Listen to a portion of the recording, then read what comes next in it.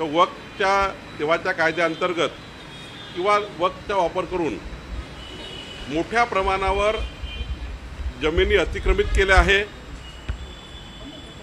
मोठ्या प्रमाणावर हिंदूंच्या, मागासवर्गीयाच्या, आदिवासीच्या जमिनी वक्फ बोर्डामध्ये त्यांच्या नावाने करून घेतल्या आहे। त्या जमिनी परत मिळाव्या, त्या जमिनी ज्यांच्या मालकीच्या त्यांना त्या परत द्याव्या, याकरता रेकॉर्ड दुरुस्ती करावा अशी मागणी आम्ही केली आहे।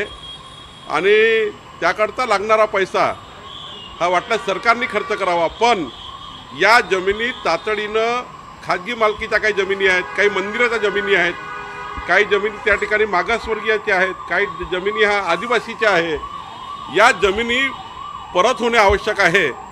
मोठ्या प्रमाणावर परस्पर जमिनी वक्फ बोर्डामध्ये लागलेल्या आहे, त्या जमिनी परत व्हाव्या।